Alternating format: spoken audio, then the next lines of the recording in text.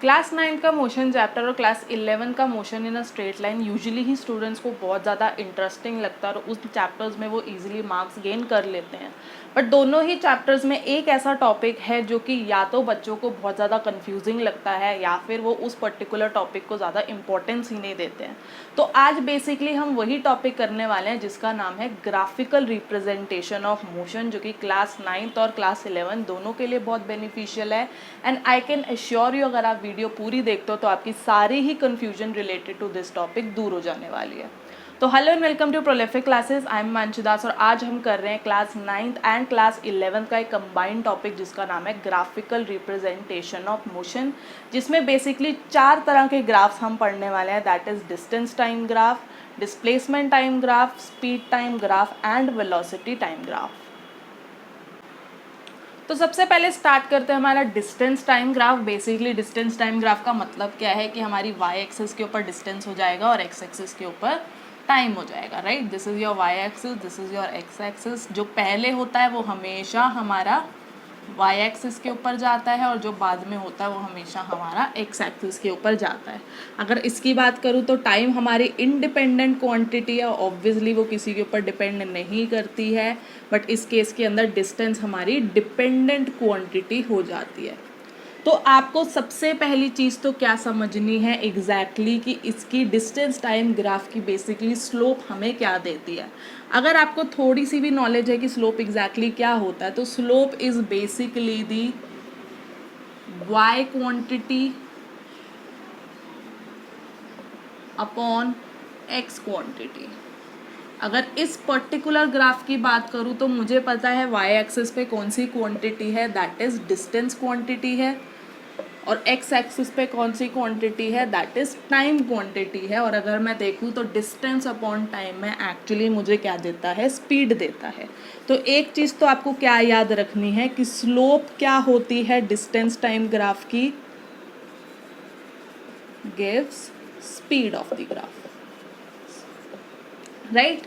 तो exactly distance time graph की जो स्लोप होती है वो मुझे क्या देती है, हमारी स्पीड देती है। अब जिनको नहीं पता कि स्लोप का एग्जैक्टली काम क्या होता है, तो बेसिकली आपको कोई ना कोई एग्जाम के अंदर हो सकता है कि आपको डिस्टेंस टाइम ग्राफ की एक कर्व दे दी जाए और आपसे मांगी जाए कि उस कर्व या उस बॉडी की स्पीड निकालो at so and so particular point. तो सपोज अगर मुझे इस पॉइंट पर उसकी स्पीड निकालनी है तो बेसिकली मैं क्या करूँगी, मैं इसका डिस्टेंस चेक करूँगी जो भी होगा यहाँ पर, फिर मैं यहाँ से इसका टाइम चेक करूँगी जितना भी होगा, एंड सिंपली मैं उसका स्लोप निकाल लूँगी, या फिर बात करें तो मैं डिस्टेंस को टाइम से डिवाइड कर दूँगी और वही क्वांटिटी मुझे देगी मेरी स्पीड। अब देखते हैं एग्जैक्टली हमें कैसे कैसे क्वेश्चंस आते हैं, या फिर बोलूँ तो जो सबसे बेसिक चीज़ें हैं जो आपको डिस्टेंस टाइम ग्राफ के बारे में पता होनी चाहिए। तो 4 तरह के ग्राफ्स देखते हैं हम लोग। ये है मेरा डिस्टेंस टाइम ग्राफ 1, 2, 3 एंड 4। यहाँ है मेरा डिस्टेंस, यहाँ है मेरा टाइम, अगेन यहाँ है मेरा डिस्टेंस, यहाँ है मेरा टाइम।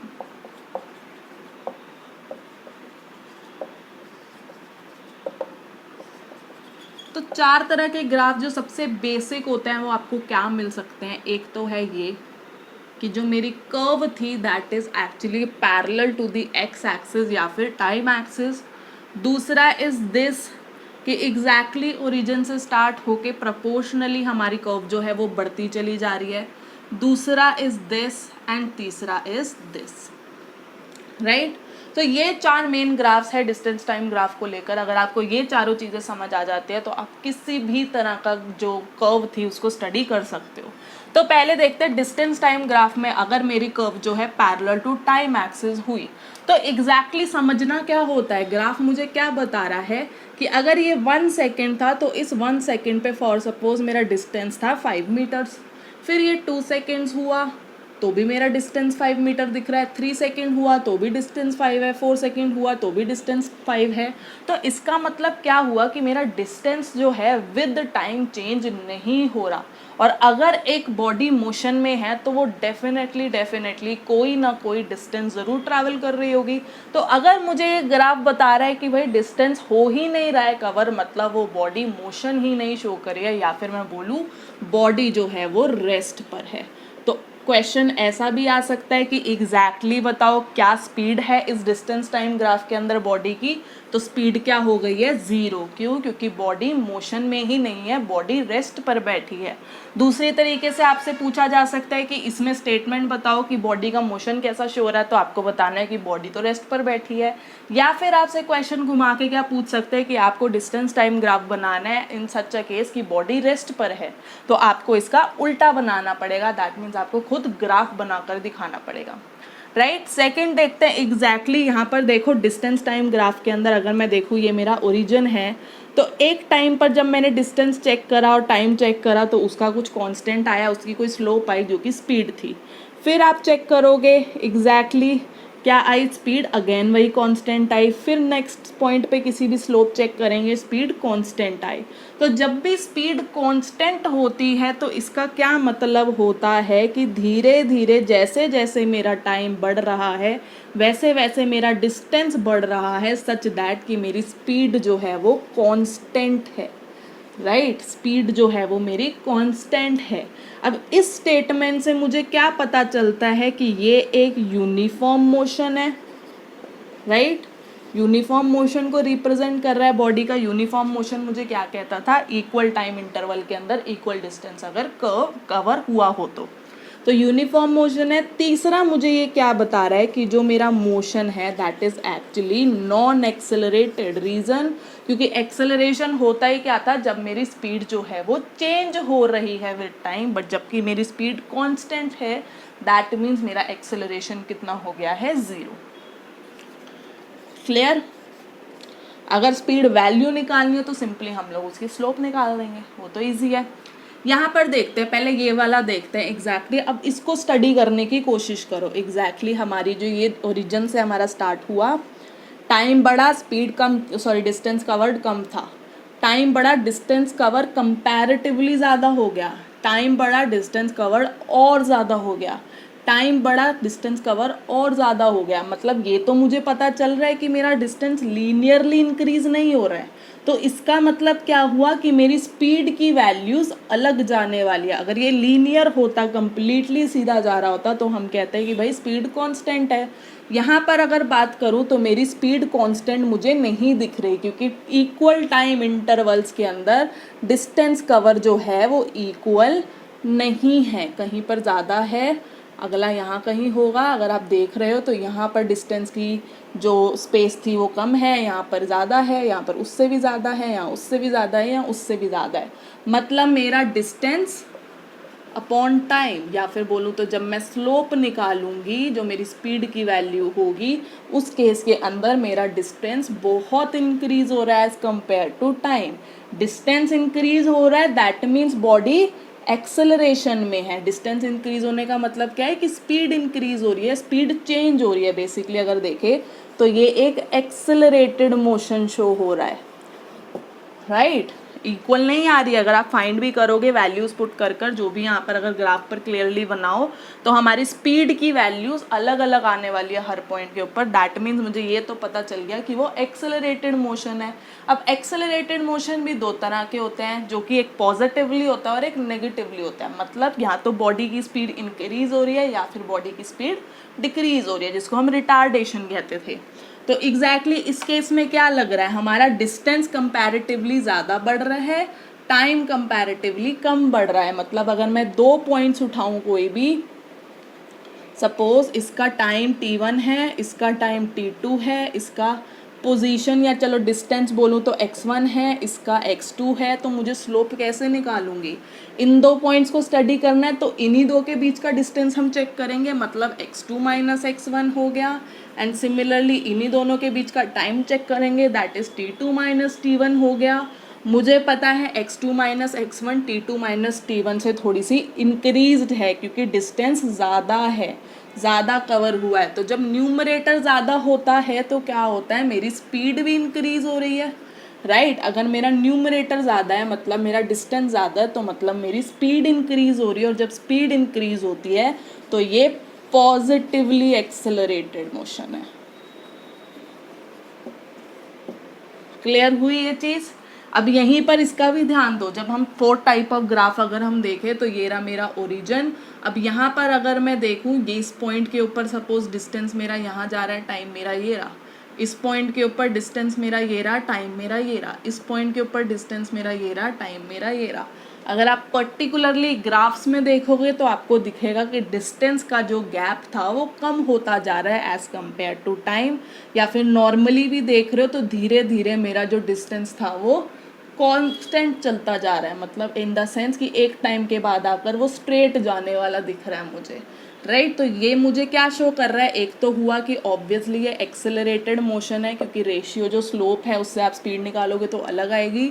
दूसरी चीज़, क्योंकि मेरा x2 माइनस x1 अपॉन में t2 माइनस t1 में से न्यूमरेटर छोटा है, दैट मीन्स मेरी स्पीड भी छोटी होगी, राइट। अब स्पीड छोटी हो रही है, कम हो रही है, उसका मतलब क्या है, ये नेगेटिवली एक्सेलरेटेड है, या फिर उसका दूसरा नाम क्या है कि वो रिटार्डेशन शो कर रहा है। क्लियर। तो मेनली आपको क्या स्टडी करना होता है कि टाइम के साथ डिस्टेंस कैसे चेंज हो रहा है। टाइम के साथ डिस्टेंस चेंज नहीं हो रहा मतलब बॉडी रेस्ट पर है। टाइम के साथ लीनियरली डिस्टेंस चेंज हो रहा है मतलब बॉडी यूनिफॉर्म मोशन शो कर रही है। टाइम के साथ डिस्टेंस कम होता चला जा रहा है मतलब मेरी स्पीड कम होती चली जा रही है, तो बोलूँ तो रिटार्डेशन शो कर रहा है। टाइम के साथ अगर मेरा डिस्टेंस इंक्रीज करता चला जा रहा है तो दैट मीन्स वो एक्सेलरेशन शो कर रहा है। अगर ये 4 चीज़ें आपको अच्छे से समझ आ गई तो आप डिस्टेंस टाइम ग्राफ का कोई भी क्वेश्चन, कोई भी ग्राफ बहुत ईजिली स्टडी कर सकते हो। क्लियर है। तो इन 4 के बाद कभी कभी क्या होता है कि टीचर्स आपको कंफ्यूज भी करने के लिए कुछ अलग तरीके के ग्राफ्स आपको दे देती है। देखते हैं हम लोग। सबसे पहला ग्राफ देखते हैं। यहाँ पर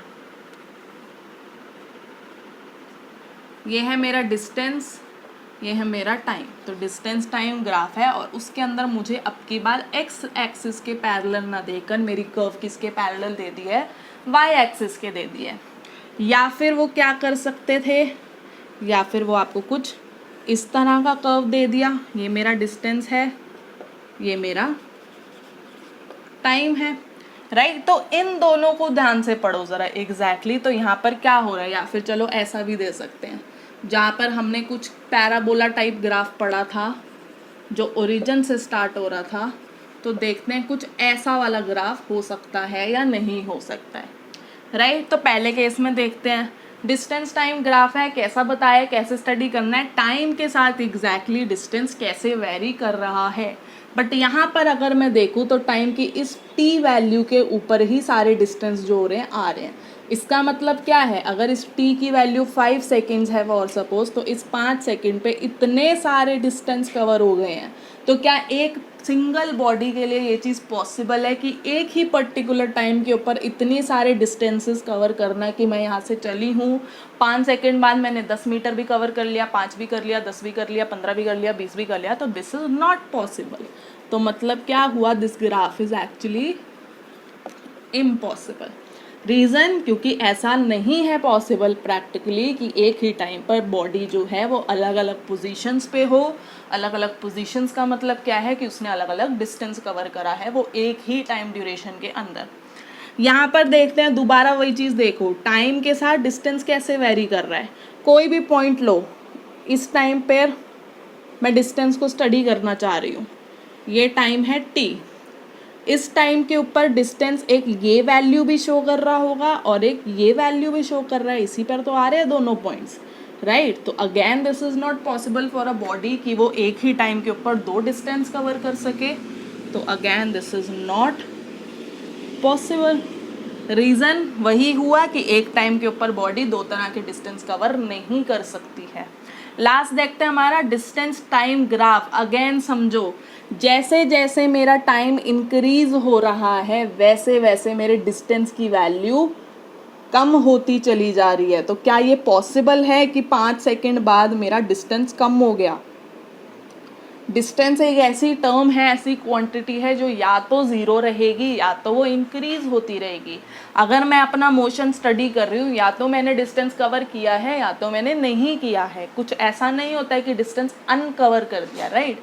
वो डिस्प्लेसमेंट का केस अलग होता था, यहाँ पर it is distance time graph. तो क्योंकि मेरा डिस्टेंस जो है is decreasing with time, so it is not possible. Time के साथ या तो डिस्टेंस इंक्रीज होगा या तो डिस्टेंस कवर होना बंद हो जाएगा या फिर बॉडी रेस्ट पर आ जाएगी।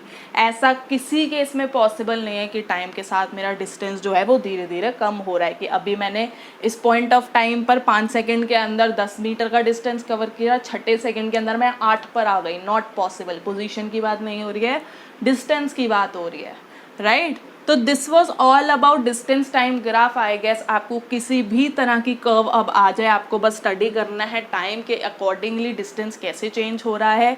अगर तो वो पॉसिबल नहीं है तो सिंपली स्माइल पुट करके नॉट पॉसिबल लिख दो। अगर वो पॉसिबल है तो आगे आपको फर्दरली देखना होगा कि कैसा मोशन शो हो रहा है बॉडी के साथ, राइट। तो एग्जैक्टली इसी नोट के ऊपर मैं अपनी आज की वीडियो ये वाइंड अप कर रही हूँ। अगर आपको कोई भी डाउट है प्लीज़ आप कमेंट सेक्शन के अंदर कमेंट कर सकते हैं, जो भी आपके डाउट्स हैं। वीडियो पसंद आई है तो प्लीज़ वीडियो को लाइक ज़रूर करना, जितना हो सके अपने फैमिली, फ्रेंड्स एंड क्लासमेट्स के साथ शेयर करो, और चैनल को प्लीज़ सब्सक्राइब ज़रूर करना, क्योंकि बाकी के तीनों टाइप्स ऑफ ग्राफ बहुत जल्दी आने वाले हैं। तो मैं मिलूँगी आपको अपनी नेक्स्ट वीडियो के अंदर। Till then bye.